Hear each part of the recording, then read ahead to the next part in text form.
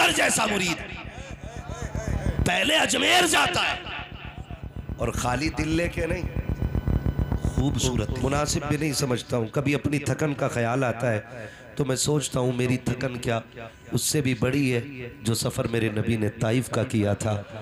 کیا ہماری تھکن اس سے بھی زیادہ ہو گئی جو حضور نے پیدل جا جا کر کے لوگوں کو دین بتایا تھا؟ اتنی بڑی تھکن تو نہیں ہے نا.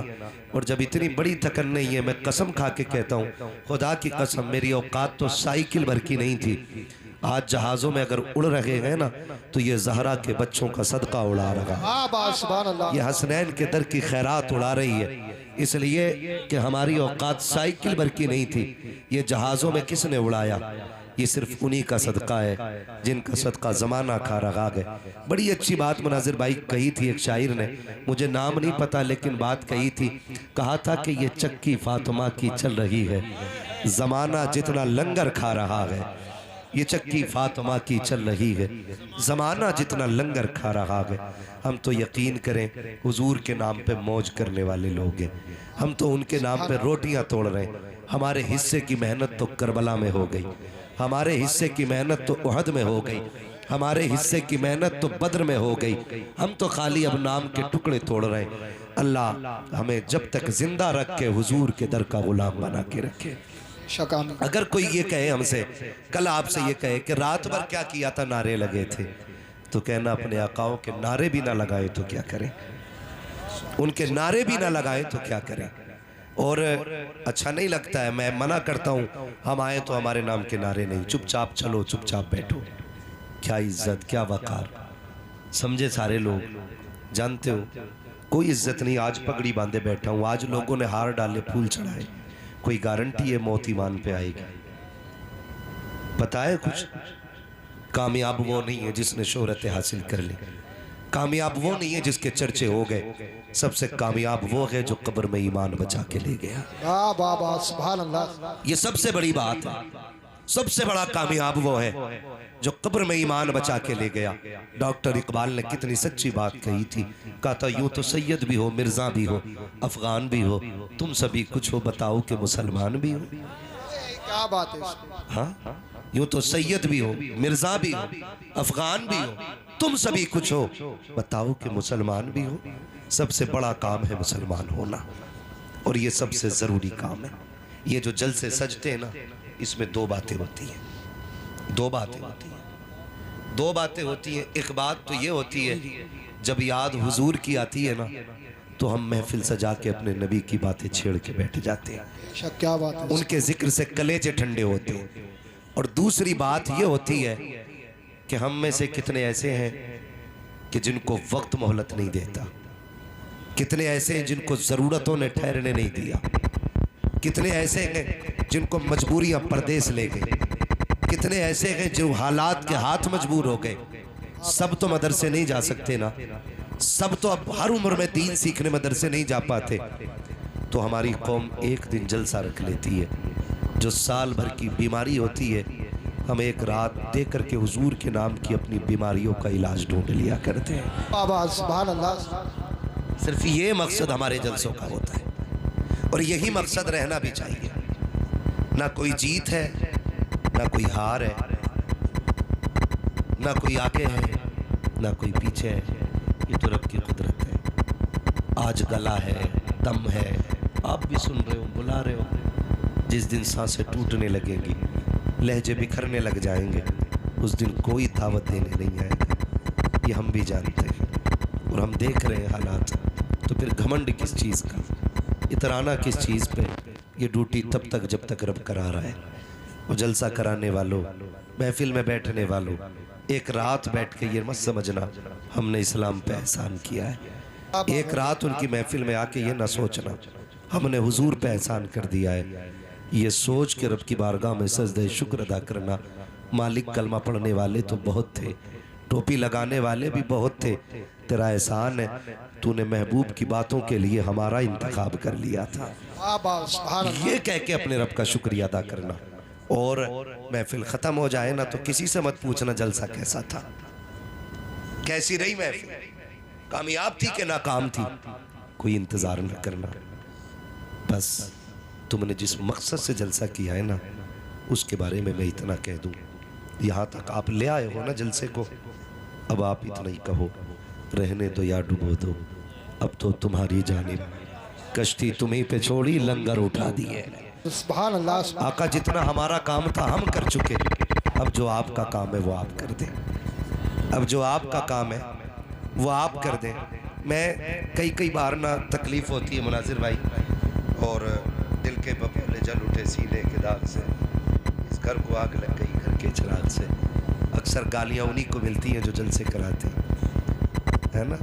लोग बैठ के कहते हैं जाहिल हो, गवार हो, कुछ आता नहीं है, जाता नहीं है, आता होते तो तुझे ही क्यों बुलाते। भाई अगर ये इतने बड़े जानने वाले होते तो इन्हें जरूरत ही क्यों पड़ती, ये खुद नहीं जान लेते। यार कुछ सीखने के लिए बैठे, जानने के लिए आए, तभी तो बुलाया गया है, तभी तो बुलाया गया है। मैंने एक साहब को कहते सुना, माफ़ कीजिएगा किसी पे तंज नहीं कर रहा हूँ, बस अल्लाह हमें हिदायत नसीब फरमा दे। बड़े कदम बहके हुए चल रहे हैं, इस हमा हमी के दौर में बुरी आग लगी है, एक दूसरे को नीचा करने की आग, जलील करने की आग। एक उसूल याद रखो, अल्लाह जिसे उठा देता है उसे कोई माई का लाल गिरा नहीं सकता है, और जिसे रब गिरा देता है उसे कोई माई का लाल उठा नहीं सकता, नहीं सकता। ये एक उसूल है, ये एक उसूल है। अल्लाह जिसे गिरा दे उसे कोई उठा नहीं सकता, और जिसे वो उठा दे उसे कोई गिरा नहीं सकता, नहीं सकता है। तो क्यों किसी को जलील करने पे लगे। अगर आप 2 टाइम की पढ़ रहे हो तो 1 टाइम पढ़ने वाले को जलील कहोगे, आप 5 टाइम पढ़ रहे हो तो 4 टाइम पढ़ने वाले को हकीर ठहराओगे। अगर अल्लाह ने तुम्हें तौफीक दी है ना, तो तू 5 टाइम पढ़ के उसके हक में हाथ उठा के कह, अल्लाह मेरा भाई 4 टाइम आया है, इसे 5 टाइम मस्जिद में आने की। ये एक दर्द होना चाहिए, ये एक दर्द होना चाहिए। इसे दर्द नहीं कहता हूं मैं कि फजर पढ़ी और देख के कह रहा है भाई अब्दुल नहीं आया, भाई मस्जिद में अब्दुल नहीं आया, फलां नहीं आया, क्या है ये? सिर्फ ये 10 लोगों की सब में किसी एक का नाम लेके ये बताना चाहते हो कि इसने नमाज छोड़ी है? जी जी। ये कहना चाहते हो कि तुम 5 टाइम पढ़ते हो? ये बताना चाहते हो कि ये बिगड़ा हुआ है? सुनो, अल्लाह बड़ा करीम भी है, वो बड़ा बेनियाज भी है। वो मुंह पे मारने पे आए तो 50 बरस की मुंह पे मार देता है, जी जी जी। और वो बख्शने पे आए तो कुत्ते को पानी पिलाने पे बख्श देता है। सुभान अल्लाह। आप किस घमंड में, आप किस चीज में इतराए हुए हैं? आज माफ कीजिएगा, गरीब को तो मजमे में भी आगे बैठने की जगह नहीं मिलती है। वो बंदा अमीर है तो फिर मिंबर पे बैठाया जाता है, और 4 चापलोस पीर कहते हैं। शुक्र है मौलवी कभी चापलोसी नहीं करता है, इसलिए कि हमारा काम ही ये है, मैं आईना को दिखाऊंगा दाग चेहरे के, जिसे खराब लगे सामने से हट जाए। क्या बात है। नारे तकबीर, नारे रिसालत, नारे होशिया, जिंदाबाद जिंदाबाद। हम बस सच्ची बात कहते हैं। तो उसे ना कोई 500 का नोट सरका देना तो हम कह देते हैं जिसे जन्नती देखना इसे देख लो। चाहे सबसे बड़ा सूद का कारोबार उसका हो, सबसे बड़ा ब्याज का कारोबार उसका हो, है ना। अगर 500 रुपए बंदे दे रहे, हम नहीं जन्नत फ्री बांट ली, नहीं ना, इतनी सस्ती तो जन्नत नहीं। जन्नत कितनी महंगी है कभी बिलाल से पूछ, जन्नत कितनी महंगी है कभी जुनैरा से पूछ, जन्नत की कीमत क्या है कभी ख़ुबाब से पूछो, जन्नत कितनी महंगी है कभी 71 लाशें उठाने वाले हुसैन से पूछ, जन्नत कैसे मिलती है कभी सैयदा ज़ैनब से जाकर के पूछो, जन्नत की कीमत क्या है कभी नबी के उमर से पूछो, नबी के अबू बकर से पूछो, उस्मान से पूछ, जन्नत कितनी कीमती है ये कोई और नहीं, अली बताएगा जन्नत की कीमत क्या होती है। जिंदाबाद जिंदाबाद, बहुत अच्छे, जिंदाबाद। तेरी जन्नत बांट ली, जिसके मन में आ गया दे जन्नत ले जन्नत, तेरे बाप की जन्नत है, जन्नत है रसूल पाक की, और उसे मिलेगी जिसे मुस्तफा चाहेंगे। हाँ, जिसकी 7वीं पुश्त में कोई वली हो गया ना तो वो धड़ल्ले से गुनाह कर रहा है। ये सच्ची बात है। कह रहा 3री पुश्त में जो थे ना वो हमारे अब्बा वली थे, तो तेरा क्या पासपोर्ट बन गया गुनाहों का? ہاں، یہ سب سے غلط رسم ہے کہ پیر کا بیٹا پیر بنے گا، غلط ہے یہ۔ جب یہ لازم ہے، آئی ایس کا بیٹا آئی ایس اس وقت تک نہیں بن سکتا جب تک اس کے پاس قابلیت نہ ہو،